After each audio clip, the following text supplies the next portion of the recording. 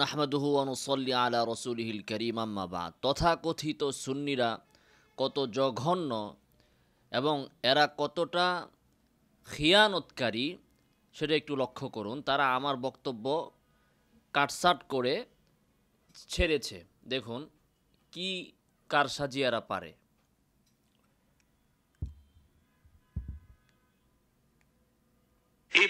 দুরূদ পড়ার কোনো ফজিলত, কোনো আমল ইসলামের ভিতরে নাই। দুরূদ পড়ার কোনো ফজিলত, কোনো আমল ইসলামের ভিতরে নাই। দুরূদ পড়ার কোনো ফজিলত, কোনো আমল ইসলামের ভিতরে নাই। আমার বক্তব্য কাটছাঁট করে ছেড়ে দিয়েছে, যে আমি এখানে বলতেছি যে দুরূদ পড়ার কোনো ফজিলত, কোনো আমল ইসলামের ভেতরে নাই। নাউজুবিল্লাহি মিন যালিক। দুরূদ পড়া ছাড়া তো নামাজও পরিপূর্ণভাবে আদায় হয় না। নামাজ পড়তে হলেও দুরূদ লাগবে। দুরূদ সংক্রান্ত অসংখ্য হাদিস, অসংখ্য ফজিলত বর্ণিত হয়েছে। একজন মুসলিম সে অবশ্যই প্রতিনিয়ত যত বেশি সম্ভব সে দুরূদ পড়বে। তো একজন মুমিন মুসলিম এ কথা কি করে বলতে পারে যে দুরূদ পড়ার কোনো ফজিলত, কোনো আমল হাদিসের মধ্যে নাই? আমি যেটা বলেছি সেটা হচ্ছে 12ই রবিউল আউয়াল বিশেষভাবে দুরূদ পড়ার কোনো ফজিলত বা কোনো আমল হাদিসে বর্ণিত নাই। 12ই রবিউল আউয়াল দুরূদ পড়া যে কথা, 13ই রবিউল আউয়ালও দুরূদ পড়ার সেই কথা, 12ই রবিউল সানিতে দুরূদ পড়াও একই কথা, 12ই রজবে, 12ই শাবানে, 12ই রমাদানে, 12ই শাওয়ালে দুরূদ পড়া একই কথা। 12ই রবিউল আউয়ালে দুরূদ পড়লে আলাদা কোনো ফজিলত হবে, কোনো সওয়াব হবে, বা 12ই রবিউল আউয়ালের কোনো আমল আলাদাভাবে আছে, এটার কোনো অস্তিত্ব বা বর্ণনা নেই। আমি এটা বলেছি। তেমনিভাবে দাঁড়িয়ে দুরূদ পড়ার আলাদা কোনো ফজিলত নাই। আলাদাভাবে দাঁড়িয়ে দুরূদ পড়ার কোনো ফজিলত নাই। দুরূদ বসে পড়লেও যা, দাঁড়িয়ে পড়লেও তা, শুয়ে পড়লেও তা, যখন যে অবস্থায় সে সুবিধা মনে করে সে দুরূদ পড়বে। দাঁড়িয়ে পড়লে সওয়াব বেশি হবে বা এটা নবীর প্রতি ভক্তি বা সম্মান প্রদর্শন হবে, এরকম কোনো বর্ণনা নাই। তো আমার সেই বক্তব্যকে কারসাজি করে এরা লাগিয়ে দিয়েছে দুরূদ পড়ার কোনো ফজিলত বা কোনো আমল নাই। নাউজুবিল্লাহি মিন যালিক। এতে আপনারা আশ্চর্য হবেন না, কারণ এরা এগুলো যা করছে এর কারণ হচ্ছে যে আমার বিরুদ্ধে এই বড় বড় যে সুন্নি তথাকথিত সুন্নি বক্তারা আছে, আমার বিরুদ্ধে এরা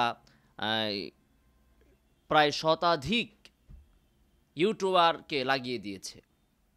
এরা ফেসবুকে আমার নামে উল্টাপাল্টা এরকম কাটছাট করে বক্তব্য ছাড়বে, আর পরে তারা যে মাহফিলে বলবে এই ওয়াহাবির বাচ্চা কাফের হয়ে গেছে, এ বলছে যে দুরূদ পড়ার কোনো ফজিলত বর্ণিত নাই।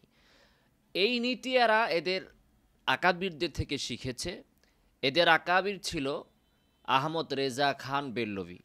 সেও আমাদের হযরত থানবী রহিমাহুল্লাহ, কাসেম নানতুবি, এই ধরনের বড় বড় দেওবন্দি আলেমদের বক্তব্যকে উর্দু থেকে আরবিতে এভাবে কাটছাট করে সে নিয়ে গেছে ওই মক্কা মদিনার ইমামদের কাছে, হারামাইনের ইমামদের কাছে, যাদেরকে এরা বলে যে ওয়াহাবি, যাদেরকে এরা বলে কাফের, এদের কাছে এরা ফতোয়া নিতে গেছে যে এই যে দেখেন ভারতবর্ষের আশরাফ আলী থানভী নামে, কাসেম নানতুবি নামে এই ব্যক্তিরা এই কথাগুলো বলে।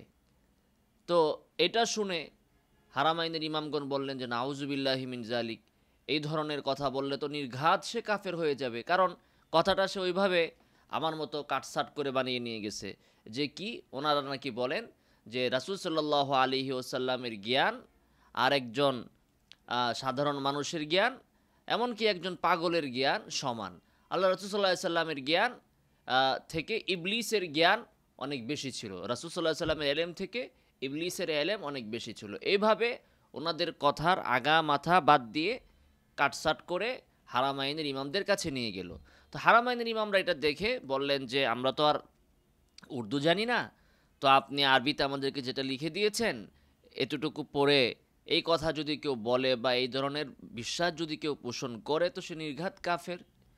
এরপরে এই লোক এসে ভারতবর্ষে বই ছাপিয়ে প্রচার করলো হারামাইনের ইমামরা ফতোয়া দিয়েছেন এই দেওবন্দি আশরাফ আলী থানবী কাসেম নানতুবি এরা সব কাফের।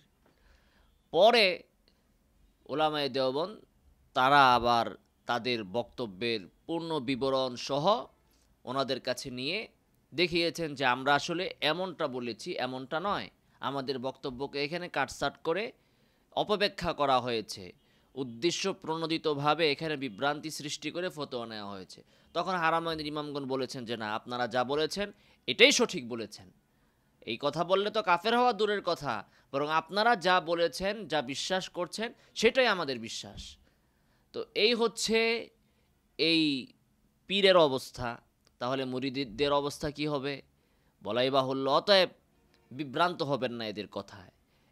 এ ধরনের আরও আমার বক্তব্য কাটসাট করে মাঝখান থেকে বা এডিট করে, এটা তো কাটসাট করছে, এডিট করে দিয়ে দিবে, সতর্ক থাকতে হবে আমাদের। যারা আল্লাহর কালামকে বিকৃত করে, হাদিসকে বিকৃত করে, আইম্মায়ে কেরামের কথাকে বিকৃত করে, তারা আমার মতো মানুষের বক্তব্যকে এভাবে বিকৃত করবে, এটাই স্বাভাবিক।